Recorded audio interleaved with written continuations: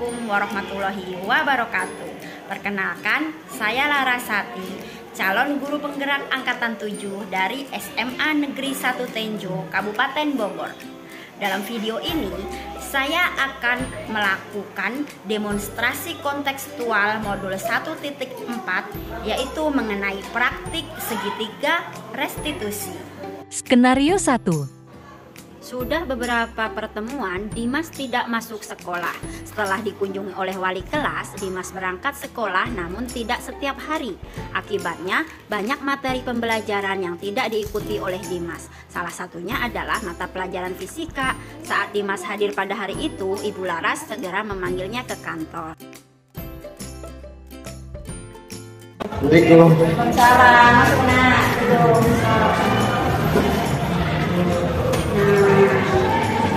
Terima kasih sudah hadir di sini. Nah, Ibu lihat di rekapitulasi kehadiran di kelas ini,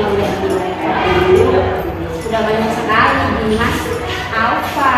Terus juga baru bisa ketemu Dimas hari ini, betul? Iya. Dimas, udah berapa banyak Dimas Alfa?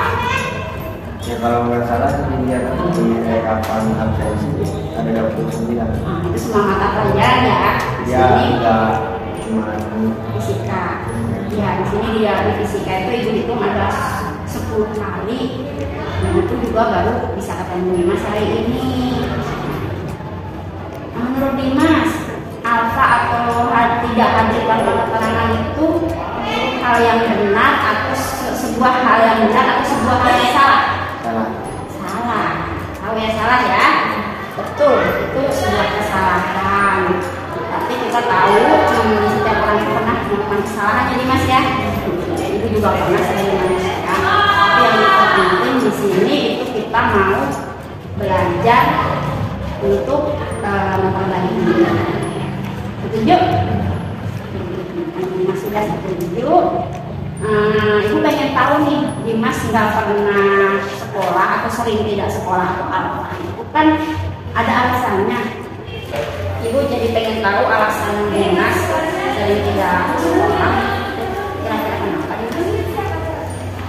Nah, ini Dimas itu dulunya sering malam, siangan, terus sekolah itu tugas numpuk, terus kepikiran ingin berhenti sekolah. Lalu menurut Dimas sering apa dan sampai pengen berhenti sekolah, terus menghindari tugas guru itu apa menyelesaikan dan bapak ibu guru? Enggak ya, menyelesaikan masalah ya. Lalu siapa yang dirugikan ketika pada akhirnya Dimas harus berhenti sekolah karena punya masalah seperti itu? Ya orang tua, masih juga itu masih. Ya, bapak ibu guru rugi nggak? Saya nggak tahu kalau bapak. Sedih mas gurunya kehilangan. Iya baik Dimas, senang sekali. Kita bisa cari solusi bersama-sama nih biar Dimas juga nggak sampai berhenti sekolah. Untuk itu Ibu mau nanya dulu biar kita tahu kalau Dimas sering alfa tidak masuk sekolah itu kan melanggar keyakinan sekolah. Keyakinan apa yang sudah Dimas langgar dari sering alfa itu? Ya kedisiplinan. Betul, disiplinan ya, itu betul jawab kedisiplinan. Terus konsekuensinya apa ketika Anwar sering tidak sekolah dari melanggar kedisiplinan? Konsekuensi itu akibatnya kalau anak nggak sekolah jadi apa? Tugas-tugasnya dari guru. Iya, tugas guru jadi numpuk. Malas ini. Jadi pusing kalau kerja. Betul sekali. Nah, kalau seperti itu,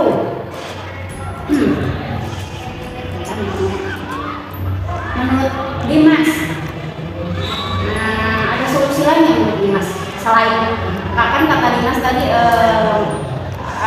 Dimas jadi males nih sekolah gara-gara melanggar keyakinan kedisiplinan. Ada solusi lain kan menurut Dimas biar? Ada sih. Bagaimana ini? Terus berubah menjadi lebih baik. berubah menjadi sekolah ya sekolah menyelesaikan tugasnya dengan segala konsekuensi yang harus ditanggung ya. Jadi solusinya tidak harus berhenti dari sekolah seperti itu Dimas. Terus sekali selain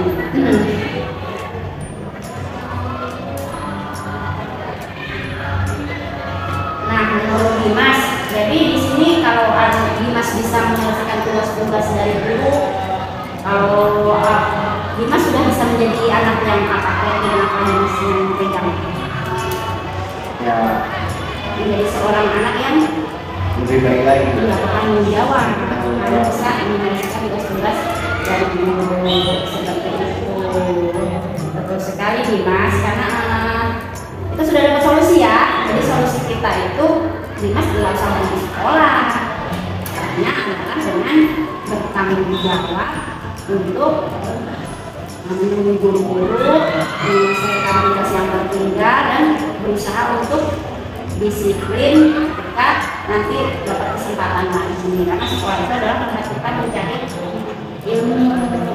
Walaupun tidak hanya sekolah aja ya, di pondok pesantren juga bisa mencari ilmu. Dua-duanya penting kalau menurut itu. Gimana? Dimas setuju? Setuju? Bisa berusaha melakukannya dengan baik? Insya Allah bisa. Doakan ya, bener ini doakan bukan doakan. Makasih ya Dimas ya. Terima kasih. Jangan lupa sekolah lagi. Terima kasih Bu. Skenario 2. Kelompok Gita sedang melakukan presentasi proyek motor listrik sederhana di laboratorium komputer karena listrik di ruang kelas sedang bermasalah. Saat itu, Lia malah asik menonton YouTube sambil tertawa tanpa sadar. Di akhir pembelajaran, Ibu Laras memanggilnya ke kantor untuk berdiskusi. Assalamualaikum Ibu. Waalaikumsalam. Oh Lia, ayo masuk sini duduk sebentar. Iya Lia. Lia tahu kan kalau misalkan kita sedang belajar di kelas, terus temennya lagi presentasi, kira-kira hal benar apa yang harus dilakukan oleh seorang murid menurut Lia? Tahu Bu, menyimak, Ya, menyimak, aktif, aktif, dan menanggapi tanggapan. ya tanggung jawab dalam presentasi. Tadi pas kelompoknya kita presentasi nih di live tadi, Lia kan di depan komputer ya. Kalau Ibu boleh tahu apa yang sudah dilakukan Lia? Maaf Bu, tadi Lia sedang menonton YouTube sambil tertawa dan tidak sadar. Maafin kesalahan Lia Bu ya. Syukurlah kalau Lia tahu apa yang sudah Lia lakukan itu kurang tepat di kelas. Ya, karena emang nggak ada manusia yang sempurna ya Neng ya. Ibu sendiri nih zaman sekolah itu juga pernah melakukan kesalahan. Ibu tuh pernah ngobrol ketawa ini sama teman sebangku sampai diomelin guru ibu habis-habisan di depan kelas. Jadi ibu manggil Lia di sini tuh bukan niat untuk cari-cari kesalahan dia nanti, tapi ibu juga paham setiap tindakan yang kita lakukan nih sebagai manusia, tindakan apapun tuh pasti ada alasan. Nah ibu pengen ngerti nih, Lia tadi kan di kelas kita lagi presentasi, dia malah nonton YouTube. Apa sih alasan Lia kenapa malah jadi nonton YouTube gitu? Pengen tahu. Lia bosen Bu. Bosan ya. Bosan jadi karena bosan kenapa ya? Karena presentasi Kurang menarik, jadi Lia diam-diam menonton YouTube sambil ketawa sendiri. Ya itu tadi lihat ketawa-ketawa sendiri. Ya ibu paham kok setiap itu ada alasannya. Jadi alasan Lia itu biar tidak bosan ya nonton YouTube, menghilangkan kebosanan. Tapi coba kita renungkan nih bareng-bareng nih. Sekarang Lia jadi di posisinya siapa tadi kita? Lia lagi presentasi nih. Terus teman-teman yang lain pada main HP. Kemudian apa namanya? Ngobrol sendiri, ketawa-ketiwi lihat YouTube. Gimana sih perasaan Lia ketika Lia presentasi? Terus temen-temennya malah kayak gitu. Perasaan Lia gimana? Kesel kan ya? Selain kesel, ngerasa dihormati, dihargai nggak? Enggak. Ya, kesal dan merasa Tidak dihargai dan dihormati. ya betul sekali itu Lia. Saling menghargai itu sudah menjadi kesepakatan dalam keyakinan kelas kita. Keyakinan kan saling menghargai teman saat pembelajaran. Nah, mungkin itu juga yang dirasain kelompok kita pas Lia tadi nonton YouTube. Kira-kira kita merasa kayak gitu nggak, kesal dan tidak dihargai? Betul tidak? Betul. Betul, oke. Nah, menurut Lia nih, selain tidak menghargai teman, pas teman presentasi terus mau ketawa main YouTube sendiri. Kira-kira nih menurut Lia, hal apa yang membuat Lia rugi kalau nggak ngedengerin teman presentasi? Menurut pendapat Lia pribadi lah. Ya ini Bu, tidak paham yang Jadi tidak paham yang dipresentasikan. Kemudian ketinggalan materi nggak tuh? Ketinggalan. Bisa aktif berdiskusi nggak? Bisa aktif bertanya nggak kalau main ketawa ketiwi sendiri lihat YouTube? Enggak.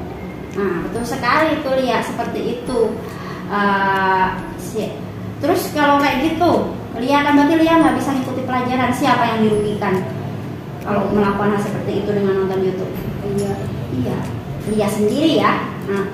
Betul. Sepakat banget Lia. Jadi memang menonton YouTube saat kita bosan di kelas itu bisa ngilangin kebosanan kita gitu. Karena kan emang nyenengin ya YouTube ya. Namun seperti yang sudah kita bahas tadi, itu sudah melanggar keyakinan kelas kita, yaitu keyakinan untuk menghargai dan juga menghormati. Selain itu juga merugikan diri Lia sendiri. Jadi di sini menurut Ibu banyak sekali cara yang bisa Lia gunakan untuk ngilangin kebosanan saat Lia itu mendengarkan diskusi temannya. Sepakat? Tanpa harus melanggar keyakinan kelas. Jadi karena hal ini sudah kita sepakati, apa Lia bersedia untuk memperbaiki masalah ini? Bersedia? Bersedia. Terus kalau Lia bersedia, apa tindakan Lia untuk memperbaiki masalah ini? Dia janji Bu akan menghargai dan menghormati teman yang sedang presentasi di depannya. Selain itu ada lagi untuk memperbaiki masalah nonton YouTube pas temannya lagi presentasi. Minta maaf Bu. Iya, betul. Karena mungkin kelompok kita kan kesel. Tadi Lia bilangnya kesel kan? Iya, bagus Lia. Itu yang bisa Ibu sampaikan. Jadi Lia harus tetap semangat. Kita sudah dapat solusinya. Solusinya adalah dengan melakukan hal lain selain merugikan diri sendiri dan melanggar kesepakatan kelas. Semangat ya Lia ya belajarnya ya.